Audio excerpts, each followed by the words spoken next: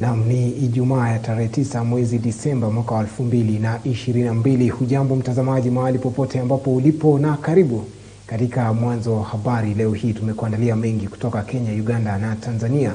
Lakini nikukumbusha kwamba ni matangazo ambayo unayapokea katika mitandao yetu ya Facebook na Twitter, ambapo tunapatikana kama @MwanzoTV na pia @Victor Wanaswa. Hebu tuanze na taarifa yetu kuu mtazamaji. Na kinara wa upinzani nchini Raila Odinga amekana madai kuwa alishurutishwa na serikali kusitisha mkutano wake aliyekuwa amepanga sambamba na sherehe za mashujaa siku ya Jumatatu.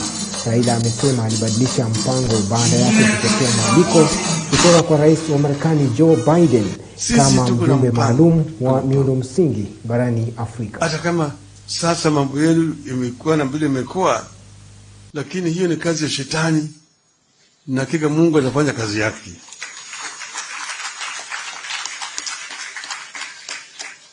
Tuna hakika ya kwamba Mungu atafanya kazi yake. Hii mpango itakamilika. Wakati hii mimi niko tayari kufanya na nyinyi kazi. Naenda sasa Amerikani. Kuna mkutano mkubwa wiki ijayo kule Amerika ambayo imeandaliwa na Rais wa Amerika Joe Biden. Inaitwa USA Africa Summit. Ameleka rais wa Afrika 49 wanakwenda kufanya kazi, kuongea juu ya mambo ya uhusiano baina ya Marekani na Afrika. Na mimi nimealikwa kama AU Special Representative on Infrastructure.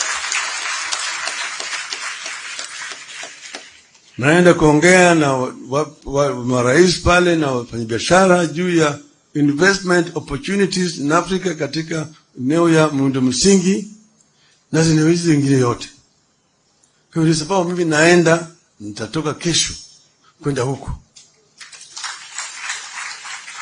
Hiyo nikiwa sasa hapa niseme ya kwamba ile mkutano tungekuwa naye Nairobi siku ya Jumatatu imehairishwa kwa sababu mimi sitakuweko. Hiyo ndio sababu. Sio ati ya kwamba sisi tunaogopa mtu yeyote, hatuogopi mtu yeyote. Nataka Wakenya waelewe. Mwingine anasema oh, Raila amekabwa na nani? Mimi siwezi kukabwa. Hakuna mimi naogopa. Tulishinda uchaguzi. Uwezi wako pale. Lakini Mungu iko, sio? Mungu wa Kenya iko. Nina hakika kweli itatendeka. Naye Rais William Ruto ametoa wito kwa vyuo vikuu nchini kuzingatia ushirikiano na sekta za kibinafsi ili kuongeza mapato. Akizungumza katika mahafali ya chuo kikuu cha Masinde Muliro, kaunti ya Kakamega, Ruto ametoa hakikisho la serikali kuendelea kutoa ufadhili wa vyuo vikuu ili kuimarisha shughuli za kitafiti katika vyuo mbalimbali nchini Kenya.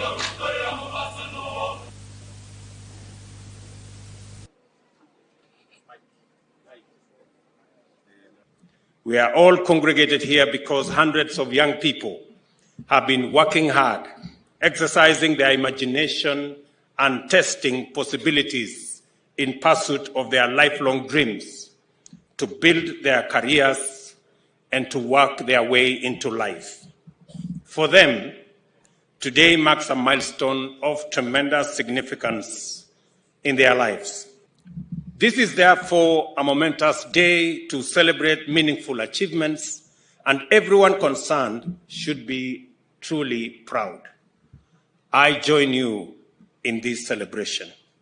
It is particularly encouraging to participate in an event like this, which demonstrates the determination, resilience, and innovation it took Masinde Muliro University to continue discharging its mandate despite the uncertainty and disruptions occasioned by the COVID-19 pandemic. There are lessons to be learned and to be drawn from this experience and the significance of this ceremony in that context. On this Kenya National Innovation Week, I encourage the university community to deliberately and deeply focus on how to aggressively extract various learnings from the pandemic experience to inaugurate a tradition of innovation and resilience. This honor reflects the efforts of the Kenyan people of all walks of life, who for the last 59 years have worked together to restore peace, security, national unity, and reconciliation. Each of us, as leaders, need to understand our society's situation, out of which we are called upon to motivate our people to keep peace and work towards sustainable prosperity. As I congratulate the graduates for their momentous achievement on this day, I wish to challenge them to seize the opportunities that technology has presented to be innovative in their pursuit of success and happiness, and to embrace the sciences as pathways into a brighter future.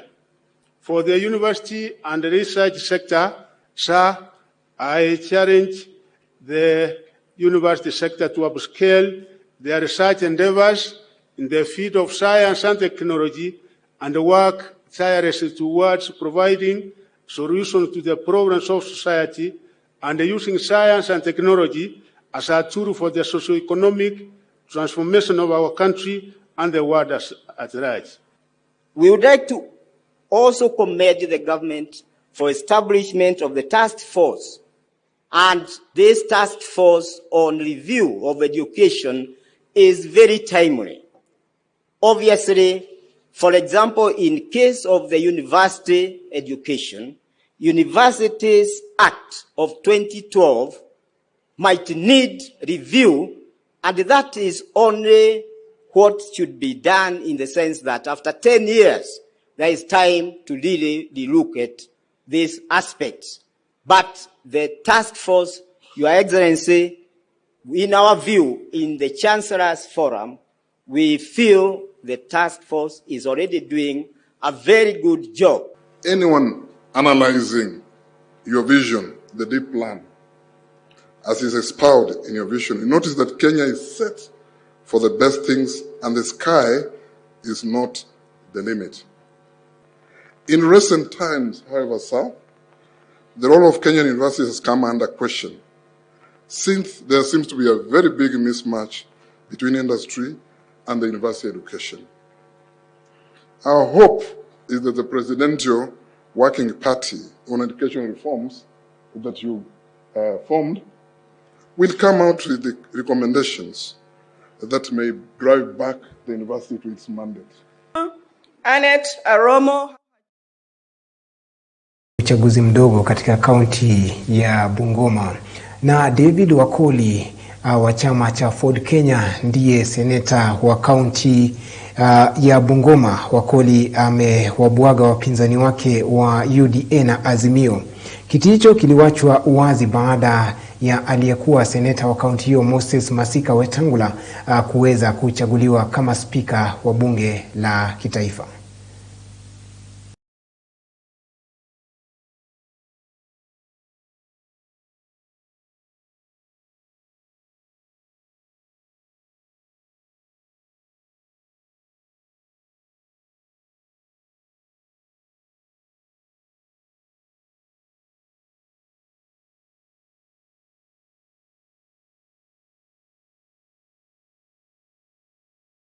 Votes to come forward for each certificate.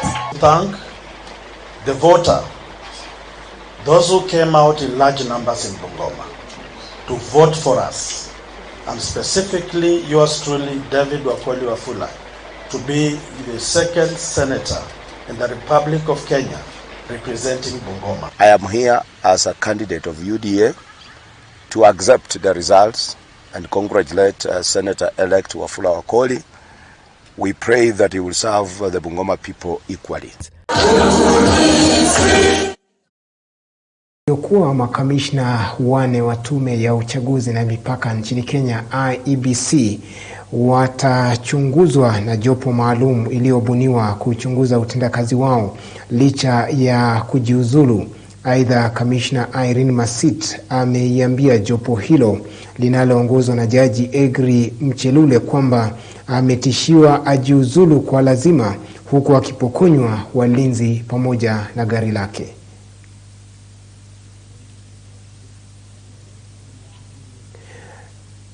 Na mtazamaji, kumbuka ni makamishna 4 wa tume ya uchaguzi na mipaka nchini Kenya ambao waliweza kujitenga na matokeo ambayo yalitangazwa na mwenyekiti wa tume hiyo Agosti katika uchaguzi wa rais wa Agosti mwaka huu.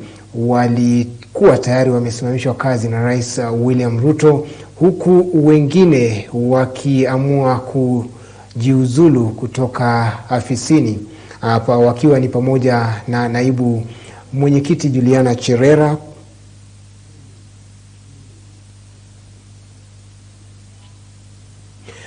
na mtazamaji, hebu tuendelee na taarifa hiyo kuhusu makamishna 4 wa tume ya uchaguzi na mipaka ambao inafahamishwa kwamba makamishna hao wa tume ya IEBC watachunguzwa na jopo maalum ambayo ilibuniwa kuchunguza utendakazi wao licha yao kujiuzulu.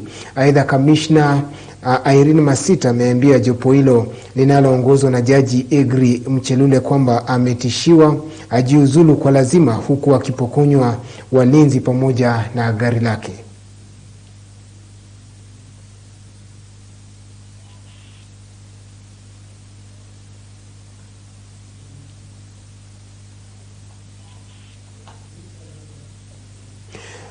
Tusonge mbele mtazamaji, na huku dunia ikiadhimisha siku 16 za kupambana na dhulma dhidi ya wanawake na wasichana, takwimu zinaonyesha kuwa 30% ya wanawake na watoto wa kike wamedhulumiwa kijinsia au kimapenzi. Wakizungumza kwenye hafla ya uzinduzi wa siku 16 za uhamasisho dhidi ya dhulma kwa kina mama na wasichana iliyofanyika katika hospitali ya rufaa na mafunzo ya Moi mjini Eldoret, wadau wamesema visa vya dhulma vinazidi kuongezeka kila kuchao, huku mmoja kati ya wanawake 3 wakiwa mwathiriwa wa dhulma hiyo.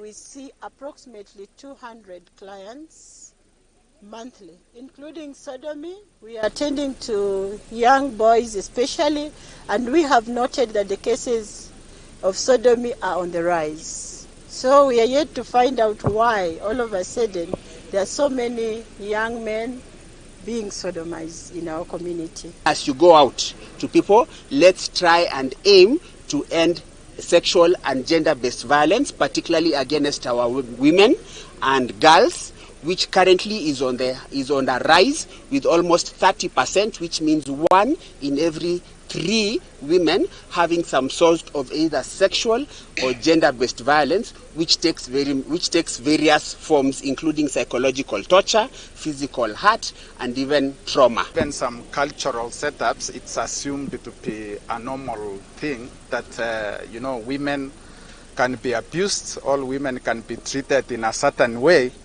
to the level that some societies even treat women as children. I want to say that as a society, that's a Kenya Obstetrician and Gynecological Society, we stand with the women and the men in this world, that the people can live in a world where they espouse and enjoy their rights to the fullest. Gender-based violence is one of the serious incarceration of human beings and the flouting of serious human rights in the world. On the cases of incest, where it is the parent who's a perpetrator, what we are doing as empaths is that we have a shelter where we are putting in the children as we follow up the cases on their behalves, and especially based on the fact that it is apparent, we get that most of these cases get compromised at the community level. But where the parents and the children office is involved, then we're able to have the child rendered as a child in care and protection. We put them in our shelter. Then once the case is finalized, we link them up with the community, the relatives, or any other person who's willing to take up the responsibility.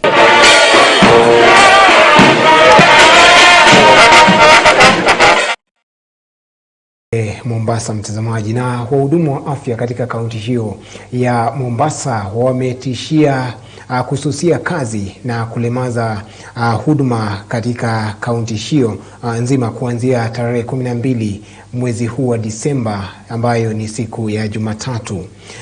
Wamesema kwamba iwapo serikali ya kaunti haitatimiza matakwa yao, wakiongozwa na viongozi wa vyama vyao, wahudumu hao wa afya wanasema walikuwa wameitumikia kaunti notisi ya mgomo wa siku 7 ambao unakamilika siku ya Jumapili tarehe 11 mwezi huu wa Disemba usiku wa manane. Na tukiachana hayo, mtazamaji, tuelekee nchini Afrika Kusini ambako waziri wa zamani wa afya wa Afrika Kusini Zweli Mkhizehe sasa ndiye mpinzani mkuu wa rais anayekabiliwa na changamoto Cyril Ramaphosa. Katika mahojiano kiongozi huyo amesema wanahitaji kuleta mtindo tofauti wa uongozi. Chama cha ANC kinatazamiwa kukutana na kuamua ni nani ataiongoza nchi ikiwa chama hicho kikizidi kuwa na ushindani katika uchaguzi kitashinda uchaguzi mkuu wa mwaka 2024. I've received a nomination, which means that there are members who have felt that I should be considered. But from where I sit, I think that we need to bring a different style of leadership. We need to bring a leadership that will focus on implementation, and that's been my strength. Implementation and also ensuring collective leadership that unites people, and therefore I want to have the impact of uniting the African National Congress. Year after year, people have said that the policies of the ANC and its government are good to be able to ensure this transformation. But the past few years, the complaint has been there's not been good implementation. And I'm coming in to improve and focus on implementation. I just want to make sure that what can be done is done.